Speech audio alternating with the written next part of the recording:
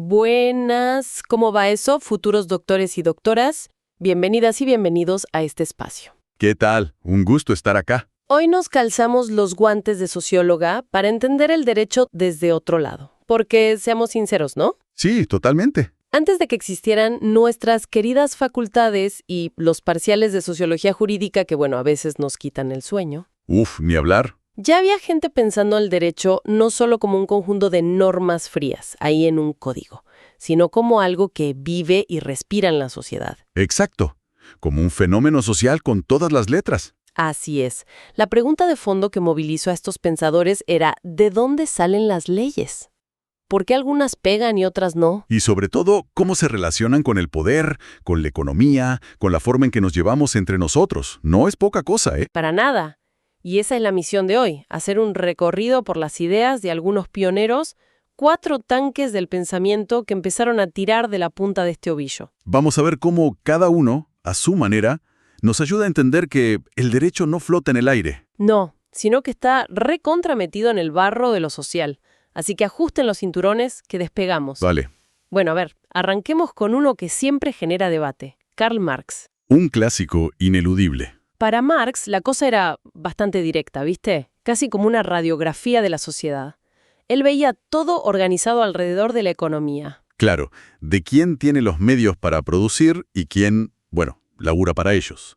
Las famosas clases sociales. Y desde esa base económica, Marx argumentaba que se levanta toda una superestructura. Sí, imaginen un edificio. Abajo están los cimientos económicos. La base real, diría él. Exacto. Y arriba, en los pisos superiores, están las instituciones políticas, las ideas que circulan, la cultura. Y clave para nosotros, el derecho. Exacto. Entonces, para Marx, el derecho no nace de un repollo ni de una inspiración divina, no. No, para nada. Está atado y bien atado a esa base económica. ¿Y qué función cumple? Bueno, principalmente ser una herramienta de la clase que corta el bacalao. La clase dominante. Esa misma. Es como un conjunto de reglas de juego diseñadas, digamos, para proteger sus intereses. Sobre todo la propiedad privada y las relaciones de producción que les convienen. Más que un simple reflejo, Marx lo veía como un instrumento activo de poder, ¿no? Totalmente. El derecho sirve para mantener el orden social existente, que para Marx es un orden desigual. Claro, legitima esa dominación, la hace parecer natural o justa. Incluso las ideologías, esas formas de pensar que damos por sentadas, para Marx cumplían la función de ocultar estos intereses de clase. Claro, es como si la balanza de la justicia, según Marx, estuviera un poquito inclinada, ¿no? Sí, una visión muy crítica. Capaz no era totalmente ciega. Digamos que un ojo lo tenía medio puesto en la billetera del más poderoso. ¿Se entiende la idea? Se entiende perfecto. En resumen, para Marx, derecho como parte de la superestructura ideológica, un instrumento al servicio de la clase dominante en el contexto de la lucha de clases. Una visión fuerte. Sin duda. Bueno, dejamos la perspectiva del conflicto de clases de Marx y nos movemos a otro gigante del siglo XIX, pero con una mirada totalmente distinta. Herbert Spencer. Spencer. Otro peso pesado. Él estaba muy influenciado por las ideas de la evolución de Darwin, ¿no? Sí, pero aplicadas a la sociedad. Él veía la sociedad como un organismo vivo, digamos. Que va cambiando, evolucionando. Exacto, pasando de formas más simples y homogéneas a otras más complejas y diferenciadas. Y el derecho, por supuesto, acompaña esa transformación. No se queda quieto esperando el bondi. Para nada. Spencer distingue 2 grandes tipos ideales de sociedad que marcan esa evolución. Primero, lo que llamó la sociedad militar. A ver, ¿cómo era eso? Pensemos en sociedades antiguas, tribales o feudales. La característica principal es la cohesión grupal fuerte, casi obligatoria. Hay un patriotismo intenso, una moral rígida y uniforme. Mucho control social, imagino. Muchísimo. La cooperación se impone desde arriba. El individuo está muy subordinado al grupo. Y en esa sociedad militar, ¿qué tipo de derecho es el que manda? El derecho penal, con un enfoque bien represivo. La prioridad es castigar las ofensas contra el grupo, mantener el orden a la fuerza. Reforzar esa unidad colectiva. Tal cual. Y las relaciones entre las personas se definen mucho por el estatus. ¿Dónde naciste? ¿A qué familia perteneces? Tu rol asignado.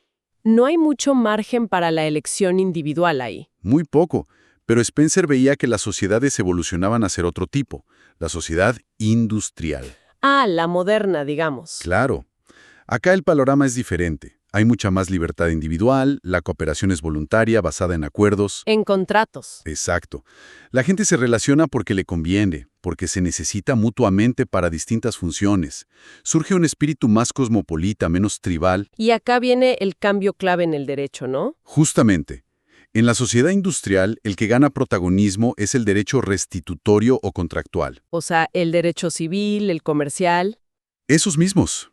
El foco ya no está tanto en el castigo ejemplar, sino en reparar el daño, en asegurar que los pactos se cumplan. En facilitar que esa red compleja de relaciones funcione. Se busca la compensación, no la venganza colectiva. Como decía Spencer, se pasa del estatus al contrato, una transición fundamental. Y para él este cambio era bueno, ¿verdad? Sí, él valoraba mucho la libertad individual y la iniciativa privada. Veía la sociedad industrial como un estadio superior de la evolución social. Y el derecho contractual era la herramienta que garantizaba esas libertades. Contratar, disponer de la propiedad, competir en el mercado. Exactamente. El derecho se adapta para facilitar una sociedad más compleja y basada en la elección. Bien, dejemos a Spencer con su visión, digamos optimista, de la evolución y el contrato. Sí, muy marcada por su época. Y nos metemos con otro peso pesado, ya entrando al siglo XX. Émile Durkheim, un sociólogo francés fundamental. Durkheim es clave, sí. Le dio otra vuelta de tuerca al tema de la relación entre derecho y sociedad. La clave para entender a Durkheim es su concepto de hecho social, ¿no? Fundamental. Él insistía en que la sociología debía estudiar los fenómenos sociales como si fueran cosas, Cosas. ¿Cómo sería eso? con una existencia propia, externa a los individuos. Las normas, las costumbres, las instituciones, todo eso nos preexiste y nos condiciona. Ah, claro. No dependen de mi voluntad individual. Exacto.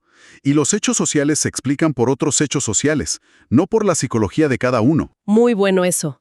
Y Durkheim aplica esta idea de manera genial en su libro De la división del trabajo social. Ahí conecta directamente el tipo de sociedad con el tipo de lazo que une a la gente, lo que él llama la solidaridad social. Y sostiene algo interesantísimo, que el derecho es el símbolo visible, el indicador más claro de qué tipo de solidaridad predomina en una sociedad. Mirando el derecho, entendemos cómo está pegada esa sociedad, cómo se mantiene unida. A ver, ¿qué tipos de solidaridad distingue? Distingue dos tipos principales.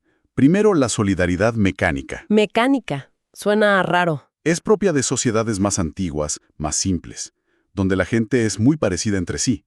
Comparten las mismas creencias, los mismos valores. Hay una conciencia colectiva muy fuerte y homogénea que envuelve a todos. Tal cual. En esas sociedades, si alguien se manda una macana, si viola una norma importante, ¿qué pasa? No ofende solo a la víctima directa, ofende a toda la comunidad, a esa conciencia colectiva compartida. Es un ataque al grupo entero. Ah, claro, porque todos sienten lo mismo frente a esa ofensa. Exactamente. Y el derecho que refleja esta solidaridad mecánica es el derecho penal represivo. Represivo de nuevo, como en Spencer. Sí, pero el énfasis de Durkheim está en la función simbólica. Su función principal no es tanto compensar o rehabilitar, sino castigar. Castigar de forma ejemplar para reafirmar esos valores comunes que fueron violados, para reforzar la cohesión del grupo. Correcto. La sanción suele ser pública, expresiva, busca vengar la ofensa moral colectiva. Pero las sociedades cambian, se complejizan, aparece la división del trabajo, y ahí, dice Durkheim, surge otro tipo de lazo social. La solidaridad orgánica. ¿Por qué orgánica? Porque se parece a un organismo vivo. En las sociedades modernas, industriales, somos todos diferentes. Nos especializamos en funciones distintas como los órganos de un cuerpo. Ya no nos une la similitud, sino la interdependencia. Exacto. Yo necesito al panadero, el panadero necesita al médico, el médico necesita al abogado. Estamos unidos porque nos necesitamos mutuamente, para funcionar. Y el derecho que se corresponde con esta solidaridad orgánica es... El derecho restitutorio. Ah, como en Spencer también. Civil, comercial, administrativo. Sí, pero de nuevo, la explicación de Durkheim es distinta. Su objetivo principal ya no es la venganza colectiva, sino como dice la palabra, restituir. Reparar el daño causado, restablecer el equilibrio que se rompió. Asegurar que las diferentes partes de la sociedad puedan seguir cooperando, que los contratos se cumplan, que las funciones se coordinen. La lógica cambia. Se busca una compensación, una indemnización, volver las cosas al estado anterior si es posible. Es un derecho más técnico, menos pasional, digamos. Exacto. Durkheim, si viviera hoy y viera nuestros grupos de WhatsApp llenos de gente pensando distinto, quizás diría, ven, esto es solidaridad orgánica. Probablemente. Si todos pensáramos exactamente igual y compartiéramos cada creencia, quizás habría menos quilombos legales. Seguramente menos, sí. Pero sería una sociedad mucho más simple, menos dinámica y capaz más aburrida, che. Sin duda. La idea fuerte es esa. El tipo de derecho nos dice mucho sobre cómo funciona el pegamento social. Muy claro. Y así llegamos al último de nuestros gigantes de hoy, Max Weber. Weber, un pensador alemán de una profundidad y amplitud impresionantes. Un crack total. Para muchos, el que sentó las bases más sólidas para la sociología del derecho como disciplina específica en el siglo XX. Coincido plenamente. A él le interesaba entender la acción social, ¿no? ¿Por qué hacemos lo que hacemos? ¿Qué sentido le damos a nuestras conductas? Y para analizar eso, usaba mucho sus famosos tipos ideales. Ojo, que no son ideales en el sentido de perfectos o deseables. No. Son como modelos conceptuales, herramientas para comparar y entender la realidad, que siempre es más compleja y mezclada. Exacto. Y lo interesante del enfoque de Weber sobre el derecho es cómo dialoga con la mirada tradicional de los abogados. Él no desprecia la perspectiva interna, la que se pregunta por la coherencia lógica de las normas. Lo que él llama la dogmática jurídica. Reconoce que es fundamental para los juristas. Claro, Weber dice, mire muchachos, la dogmática es clave para ustedes, para saber qué dice la ley y cómo interpretarla sin contradicciones. Pero advierte, eso es mirar el derecho desde adentro del sistema. Y la sociología, en cambio, tiene que hacer otra cosa. Mirar el derecho desde afuera, como un fenómeno social más. Y acá viene una distinción que es oro puro para cualquiera que estudie derecho. A ver, contala. Weber diferencia claramente. Por un lado, la dogmática jurídica. ¿Qué hace la dogmática? Se pregunta por el sentido normativo lógicamente correcto de una norma. ¿Qué significa esta ley? ¿Cómo encaja con el resto del sistema legal sin contradecirse? Es un análisis lógico, formal, interno al propio sistema de normas. Busca la coherencia. Se preocupa por cómo debería ser interpretado y aplicado el derecho según sus propias reglas. Bien. ¿Y por otro lado? Por otro lado, la sociología del derecho. Que hace preguntas distintas. Totalmente. ¿Qué pasa en la práctica con esa norma? ¿La gente la considera válida? ¿Realmente orienta su comportamiento por ella? ¿Por qué la cumplen o no la cumplen? ¿Qué efectos concretos tiene en la vida social? Exacto. Es un análisis empírico, causal, externo. Le importa la eficacia social del derecho, su impacto real. Estudia cómo funciona de hecho en la sociedad. O sea, una cosa es lo que la ley dice que debería pasar y otra es lo que efectivamente pasa. Esa es la clave. Weber insistía en que ambas perspectivas son legítimas y necesarias, pero no hay que confundirlas. Son dos juegos diferentes. La dogmática busca la validez lógica. La sociología busca la eficacia social. Y para entender el fenómeno jurídico completo, necesitamos las dos miradas. No alcanza con saberse los códigos de memoria, ni tampoco alcanza con mirar la sociedad ignorando las normas que intentan regularla. Nira mental. Y el gran tema que obsesionaba a Weber y que aplicó magistralmente al derecho es el proceso de racionalización. Sí, él veía que, especialmente en Occidente, a lo largo de la historia, el derecho y muchas otras esferas de la vida se fue volviendo cada vez más racional. ¿Qué quiere decir racional acá? Porque no siempre significa mejor, no. No necesariamente mejor o más justo en un sentido ético. Significa más previsible, calculable, sistemático. Basado en procedimientos lógicos y reglas generales y abstractas. Aplicado por especialistas, los juristas, de forma metódica. Un derecho que se aleja de la magia, de las revelaciones divinas. de las decisiones basadas puramente en la emoción o la arbitrariedad del juez de turno. Exacto. Y para explicar este proceso, Weber usó sus tipos ideales de nuevo.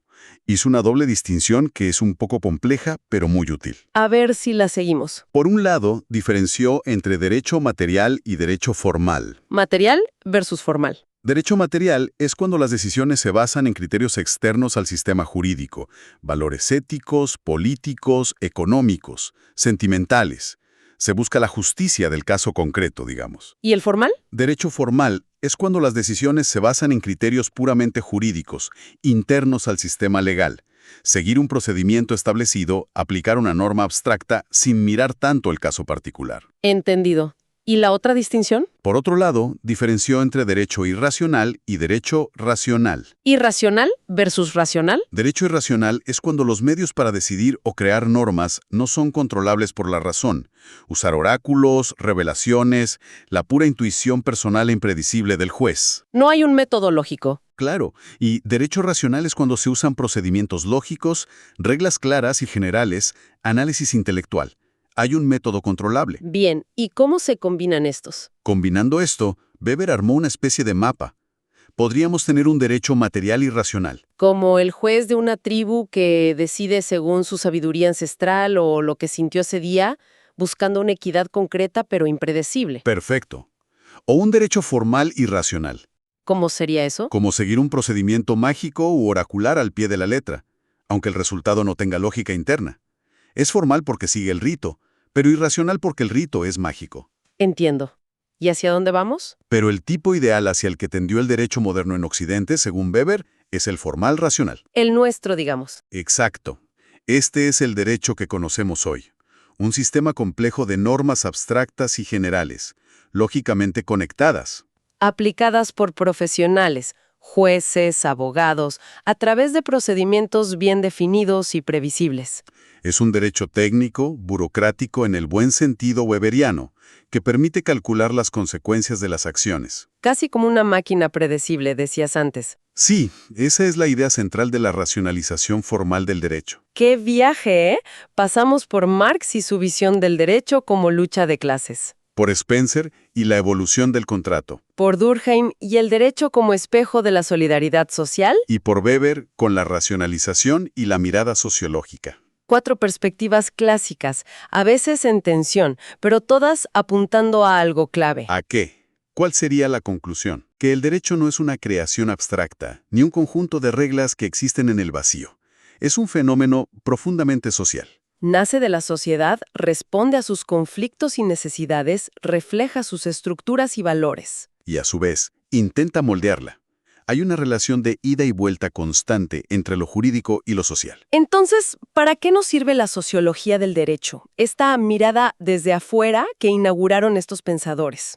Bueno, no viene a reemplazar a la dogmática jurídica, ojo. No le dice al abogado cómo interpretar el artículo 5 del Código Civil, esa no es su cancha. Su tarea es otra. Entender el derecho como un hecho social. Investigar cómo y por qué surgen ciertas normas y no otras. Cómo se aplican realmente en la práctica, que a veces, difiere mucho de lo que dice el papel. Exacto. ¿Qué efectos tienen en la vida de la gente, en las relaciones de poder, en la economía? Es entenderlo como algo vivo, en constante movimiento.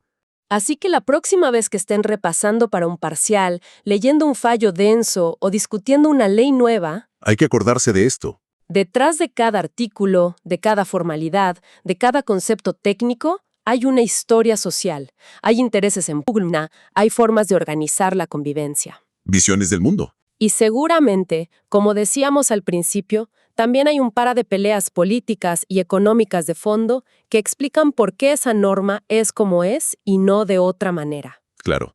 No es solo texto, muchachos y muchachas. Es sociedad pura y dura metida ahí adentro. Una buena forma de mantener la perspectiva crítica y no quedarse solo con la letra fría de la ley, ¿no? Totalmente. Bueno, gente, por hoy hicimos un buen recorrido. Espero que les sirva para pensar el derecho con un poquito más de profundidad. Más allá de la norma escrita. Exacto.